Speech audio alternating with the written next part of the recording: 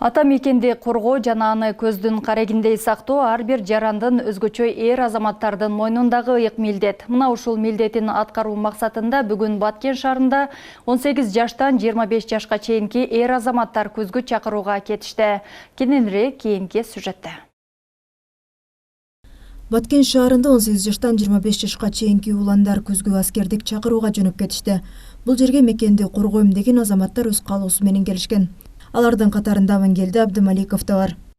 Ата мекенге кызмат кылганы жөнөдүк, өзүбүздүн милдетибизди аткарганы. Кудай кааласа өзүбүздүн жерибизди коргоп, бүт сырттан келген душмандарга тик турганга өзүбүздүн күчүбүздү, салымыбызды кошобуз. Мен ушул аскердик кызматка өз каалоом менен кетип атам.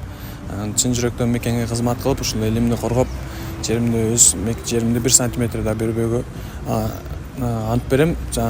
Өзүмө чын жүрөктөн служба кылууга даярмын. Учурда өлкөнүн жыйын пункттарында аскерге чакырылуучуларды салтанаттуу узатуу аземи өтүүдө. Иш-чара Баткен шаарында да өтүп, азаматтар мекенге кызмат кылуу үчүн жөнөп жатышат. Алар аскер комиссариаты менен биргеликте аскердик катуудун медициналык кароодон өтүшкөн. Андан сырткары аскерге чакырылгандардын физикалык даярдыгы да текшерилген. 2024 жылдын күзгү аскерге чакыруу иш-чаралары башталды. Азыр эле салтанаттуу аземди өткөрдүк. Балдарды ата-энелери узатып жатат. Баткен шаарынан жана Баткен районунан биз ден соолугу жакшы, окууну бүтүшкөн, үй бүлөлүк шарттары, окуусу жагынан бардыгынан текшерилип, изилденип, талданып, биз азыр аларды чек ара кызматына бөлдүк. Баткен районунун жана шаарынын мекен чегинде туруп эл журтка кызмат кылам деген азаматтарды аскерге узатууга ата-эне бир туугандары да келген. Ата-энелер балдарынын аскерге баруусуна каршы болбой, тескерисинче алардын мекенчилдик сезимин колдоп, ийгиликтерди каалап коштошуп жатышат. Бүгүн мына эң кичине уулум өзүнүн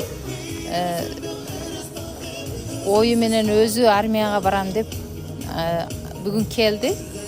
Кудай кааласа ата мекенге кызмат кылып, эли жерин коргогон балдардан болсун. Ушу жөнөткөн ата-энелерге баардыгыга ыраазычылык каалаймын. Ушинтип балдарын чоңойтуп, азамат кылып армияга жөнөтүп атышат.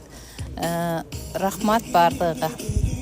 Балдарга ак жол, байсалдуу болсун, барган жерлерде элин жерин коргоп, жакшы кызматын өтүп келсин.